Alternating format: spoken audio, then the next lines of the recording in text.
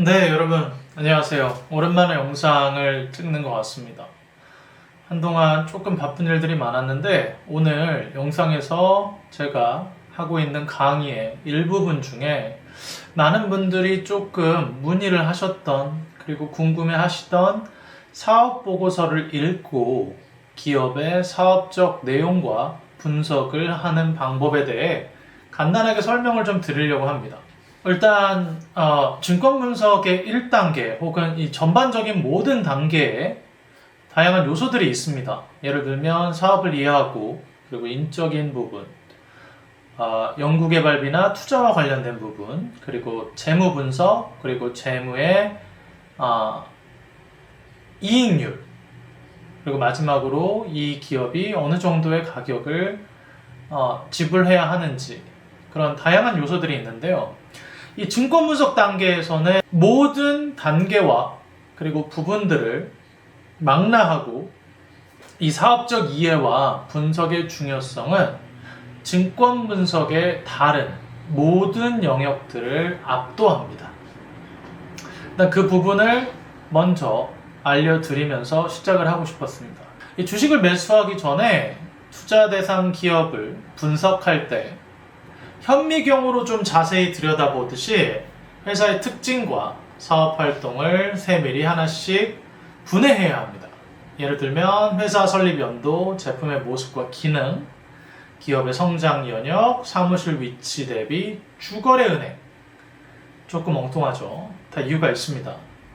그리고 전체 직원 수, 임직원의 평균 임금, 총 직원 수와 증가율, 그리고 속도, 세 가지 재무제표, 그리고 시장의 기술적 타이밍을 통한 타이밍까지 순차적으로 하나씩 확인을 할 필요가 있습니다. 여기서 제가 말씀드리고 싶은 내용이 한 가지 있는데요. 절대 이 과정을 생략하지 않고 항상 준수하시라고 권고해 드린다는 겁니다. 사업적 분석에 대한 내용입니다. 투자 대상 기업을 분석할 때 가장 우선시할 부분은 기업이 영위하는 사업과 관련된 내용.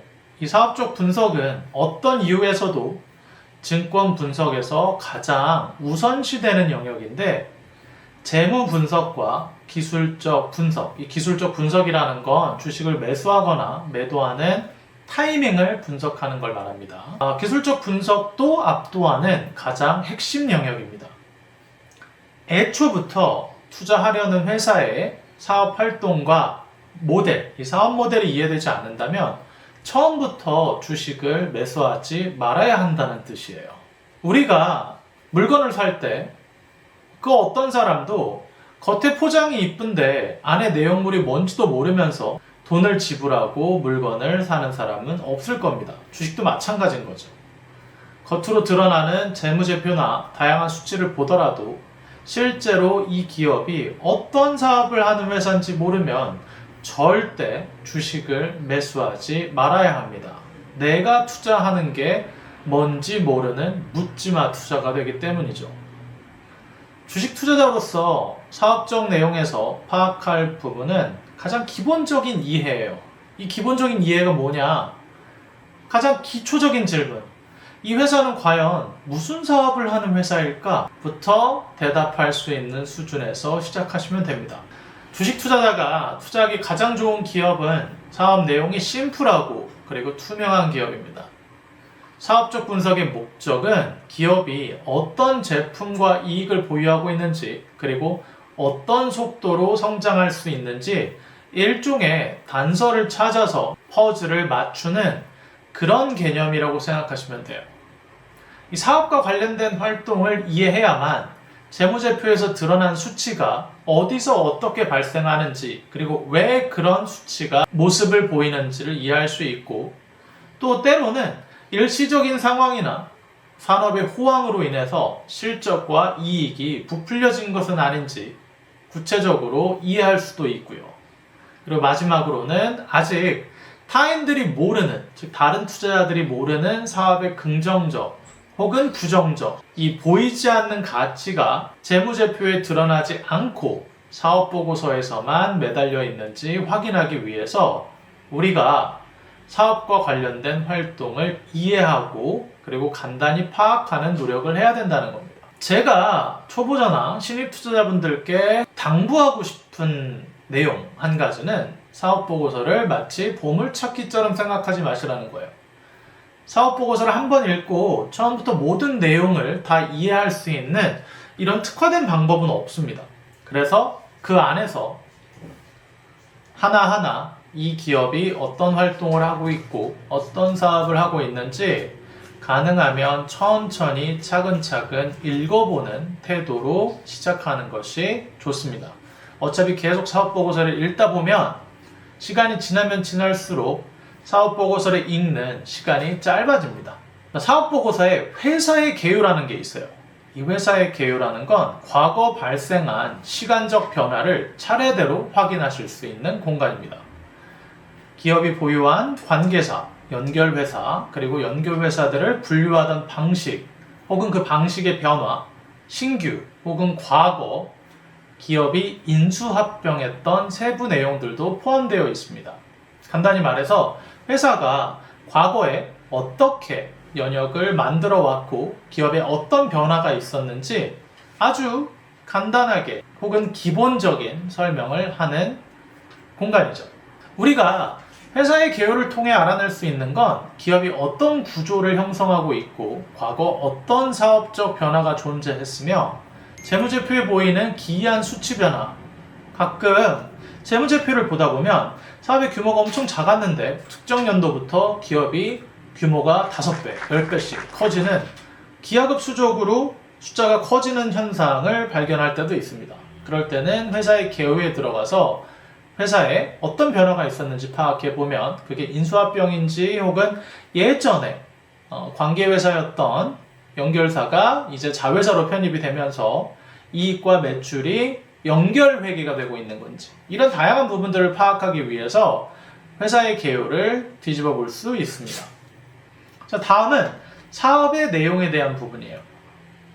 여기서 제일 먼저 여러분께 말씀드리고 싶은 내용 한 가지, 기업이 발행한 사업보고서를 100% 믿지 말라는 그런 조언이에요.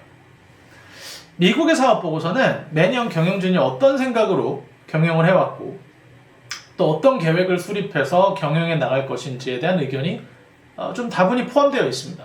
하지만 국내 사업보고서는 상당히 정형화된 방식으로 거의 매년 복부세 형태로 계속 반복되는 그런 조금 무성의한 방식으로 공시되고 있는 현실입니다. 이 사업의 내용에는 매년 똑같이 반복되는 정형화된 사업 설명, 사업의 개요, 산업적 특징, 제품과 서비스, 매출 비중, 수주 현황, 그리고 주요 계약과 연구개발 활동에 대한 기본적 단서가 기재되어 있습니다. 사업의 내용에는 다음 7가지 항목과 기본 내용이 포함되어 있습니다. 첫째, 사업의 개요. 둘째, 주요 제품 및 서비스. 셋째, 원재료와 생산 설비. 넷째, 매출과 수주 상황. 다섯 번째는 위험 관리와 파생 거래. 여섯 번째, 주요 계약 혹은 연구개발 활동. 그리고 나머지 7번째가 기타 참고사항이에요. 여기서도 제가 누누이 강조했던 그 사고와 태도, 즉 회의적인 사고, 그리고 비판적인 자세로 이런 사업적 내용들이 혹은 사업보고서에 발표한 내용들이 정말 사실인지 의문점을 갖고 사업보고서를 읽어보시기를 추천해 드립니다. 왜냐하면 사업보고서에 기재된 수치와 보고 내용은 100% 신뢰할 수 있는 내용은 아니기 때문이에요. 자, 사업적 분석 1단계. 이 사업적 분석에서는 우리가 사업의 내용에서 제품별 비중, 즉 각 제품마다 어느 정도의 매출 비중을 차지하고 있는지에 대한 부분은 꼭 살펴보셔야 됩니다. 이 제품별 매출 비중을 통해 기업의 핵심 사업이 무엇인지 파악할 수 있고 현재 기업이 보유하고 있는 제품들, 제품이 하나나 2가지 혹은 심지어 제품이 4-5가지 갖고 있는 기업도 있을 수 있겠죠. 이런 제품의 숫자와 그리고 이런 제품에서 유의미한 매출이 발생하고 있는지도 파악을 해야 이 기업의 정체성을 정의할 수 있기 때문입니다. 기업의 사업활동과 제품을 이해하면 투자자로서 외부 자극, 즉 때로는 기사에서 이 회사가 이런 사업을 하고 있다 라고 보도했지만 알고 보면 기업이 갖고 있는 제품별 매출 비중을 봤을 때 심지어 1%나 혹은 2% 정도 수준의 아주 미미한 매출을 달성하고 있다면 실제로 이 기업은 그런 사업을 하고 있다고 판단하기가 어렵다는 거죠. 즉 이런 외부 자극과 소음에서 투자자가 사업을 정확히 이해하고 있다면 외부의 흔들림과 동요에 상당히 묻어내질 수 있습니다. 단일 제품의 매출 비중이 70%나 80%를 넘는 기업은 매출 실적 대비 제품별 비중이 별로 중요하지 않습니다. 그 이유는 단일 제품을 파는 회사로 정의해야 되기 때문입니다. 이 사업보고서를 읽을 때 주목해야 할 핵심 키워드를 알려드리겠습니다. 첫째, 시장 점유율. 두 번째, 경쟁사와 경쟁 관계. 셋째, 매출 편향이 큰 단일 고객. 네 번째, 산업의 성장 속도, 변화, 그리고 특징입니다. 특히 시장 점유율 같은 키워드는 사업적 분석에서 아주 중요한 그리고 꼭 필요한 영역 중 하나이기 때문에 꼭 외부 조사를 통해 검증이 필요합니다. 간단히 말해서 기업이 우리가 시장에서 점유율 1등 기업입니다 라고 말을 해도 이 내용이 사실인지 아닌지 외부 조사, 간단하게 얘기하면 인터넷에 키워드로 땡땡땡 기업의 시장 점유율 이런 방식으로 외부 검증을 꼭 해봐야 하고 좀 더 구체적으로 조사를 해야 된다는 거죠. 왜냐? 기업이 보유하고 있는 제품이 혹은 시장에서 1등을 하고 있는 기업이라면 이 기업이 정확히 어떻게 1등이고 왜 1등이고 경쟁자는 누구인지 꼭 확인할 필요가 있기 때문입니다. 시장 점유율에 대해 언급할 때 가장 좋아하는 두 가지 문구는 독주체제 혹은 글로벌 1위, 세계 1위 이런 단어들이에요. 매출의 80~90%가 해외에서 발생하는 기업 중에 영업이익률이 낮은 경우에는 꼭 환율 변동폭과 위험관리 부분을 확인하시기 바랍니다. 수출 기업의 대부분은 이 환율 변동에 따라 이익 변칙성이 상당히 커지기 때문이에요. 이 이익 변칙성이란 뭐냐? 예를 들면 기업 A가 제조회사인데 이 회사가 만든 제품을 고객에게 팔면 순이익이 5%밖에 남지 않는다고 가정해 보겠습니다. 그리고 이 기업은 수출 기업이에요. 그런데 시간이 한참 지나서 제품을 똑같이 팔고 있는데 어느 날 환율이 10%, 20% 환율이 막 올라가는 거예요. 이런 경우에는 제품의 가격 혹은 팔리는 소비되는 비중, 이 매출액은 똑같지만 이 환율 효과로 인해서 이익성이 20%까지 상승하는 그런 효과가 발생할 수 있습니다. 그런데 사실 이 기업은 아무리 물건을 많이 팔아도 순이익이 5%밖에 안 되지만 이런 환율 효과로 인해서 이익성이 20% 상승할 수 있기 때문이죠. 환율 효과 때문이죠. 그래서 매출의 80~90%가 해외에서 발생하는 기업 중에 특히 영업이익률이 낮은 기업이라면 환율 변동폭과 위험관리 부분을 꼭 확인하시기 바랍니다.